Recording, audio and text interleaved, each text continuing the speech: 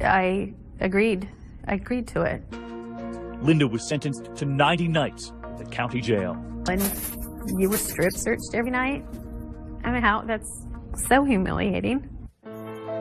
The former mayor suddenly sleeping here instead. This is where we sleep. On a top bunk surrounded by 3 cellmates. I've always been an advocate for children, so it's heartbreaking for me because I know who I am. I know I'm not a threat to anybody. And can you understand those who might say, though, given what happened, how can you call yourself an advocate for children? I think, any one of us could judge anybody. But were you an advocate for that teenager? This was a kid I took under my wing and really wanted to nurture and help. And, it was one moment in time that happened. I mean, I've owned it. I've taken responsibility. And I wish we all had a rewind button. But I would never get myself in that position ever again. And as painful and unfair as Linda found her jail time, others in the small town felt she got off easy. I just felt like it was not punishment enough. And in a telling moment, the teenager himself told us he didn't think Linda Lusk deserved any jail time, insisting that he had not been taken advantage of. I basically knew what I was doing, so I could have avoided the situation. But yet again, Miss Lusk was the older adult. Oh, wow. But after all of those nights behind bars, we were there. That morning before the sun came up, as Linda Lusk got out of jail, her pillows in hand, her time behind bars over. Do you remember the moment that you felt free again? I don't feel like I'm ever going to be free of this. That early morning, heading straight to the grocery store and home in time to make breakfast to surprise the husband, the high school principal, who'd been waiting. Making your breakfast. Hey, how are you? And to surprise the children who stood by their mom. But as we were with them in that kitchen for their first moments back together as a family, the reality hanging over them all. Would this last after all they'd been through? Could their marriage survive? When we come back, Linda Lusk is suddenly defending herself again. Only this time, it isn't her husband holding her hand, it's someone else. You were watching 2020. And how old was he? Another much younger man about to enter Linda Lusk's life. Stay with us.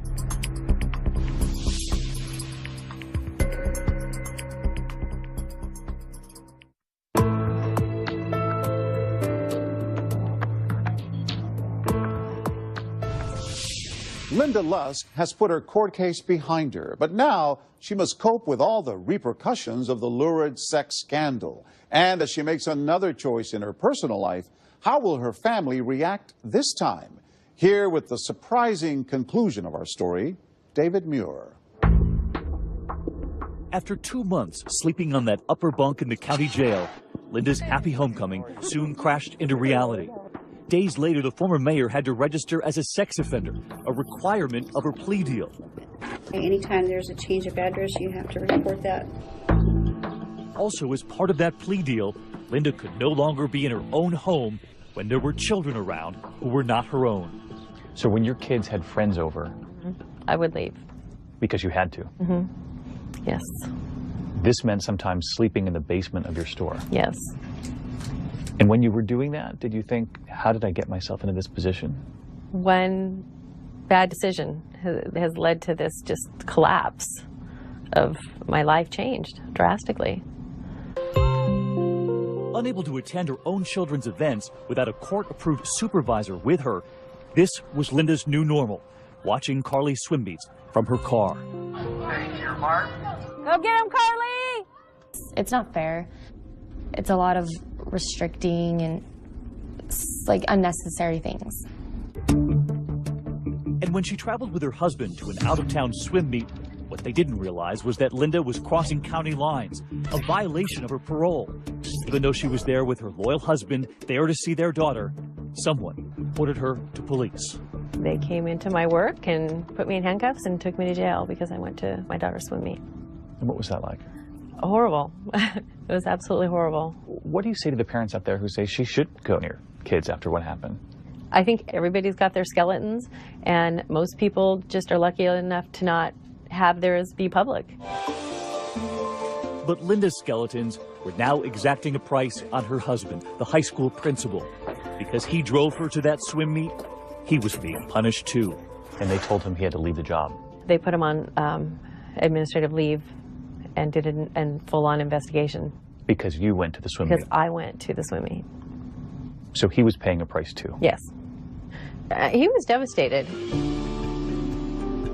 And yet again, Linda would be sent back to jail for crossing that county line. Another 12 days behind bars, and she was assigned community service. What did you do? I cleaned a church. Were you praying while you were in that church? I do a lot of praying in and out of church. I did a lot of thinking. After the praying, all of the thinking, a year would go by before all of those restrictions were lifted after being labeled a sex offender. But just when Linda thought she was in the clear and could go back to her children's games, the Prosser School District informed her that they'd changed the rules. Now just one of only 2 school districts in the entire state of Washington barring any convicted sex offender, regardless of the offense, from stepping foot on school property without written permission. Linda says that change was because of her. All of this taking a toll on this parent, while at home the ordeal taking a toll on her marriage too. You and your husband were struggling. Yeah, it's been a long couple of years. What do you think was the turning point for the end? I think when he got put on leave, it was so difficult for him. And I could see that, you know, people in this community are never going to leave you alone. Linda had decided the time had come to move out.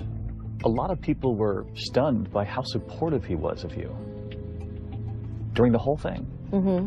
Yeah. I think he believed in me. When the marriage fell apart, what did he say? I think he told me that decision would be the saddest day of his life. So he still loved you? I believe he did. But the marriage was over. Linda Lusk has a new man by her side, a much younger one. You were watching 2020. Adam Canary was watching our first report on the Linda Lusk case. She was a town mayor. He says he felt sorry for the entire family, reaching out at first to her husband with an email asking if he could talk to Linda. She remembers their first call. I think the first time we talked for like an hour, so there was a lot. He just had a lot of really good questions about what I'd been through and, you know, shared some of his experiences, and I just felt like there was a lot of empathy and understanding. And how old was he? 28 at the time. And how old were you? 50? Well, 51, I guess, yeah. Was there any part of you that thought, oh no, this is another young man, much younger than me? You know, his age didn't make a difference to me. Already friends, Linda says after her marriage dissolved, it soon turned into something more. What would you say to those people who watched your husband be so supportive of you? You were with him 17 years, and within a few months, you were already with someone new. You know, people can judge it and say what they want, but as long as we're happy, really, shouldn't that be what matters in the end? What was it about what you saw that made you think, I want to reach out to this woman? It was that look in her eye. I mean, my heart broke for everything she had to go through. I felt that our feelings, our emotions, our passions just linked up. We just had an immediate connection where I felt like, you know what, I think this person's going to be my friend. He was very supportive, had a lot of empathy for what I'd been through, especially with my son. Empathy, because Adam, too, had lost a child. A connection they say so powerful that Adam left his wife and 3-year-old daughter behind in New Jersey, moving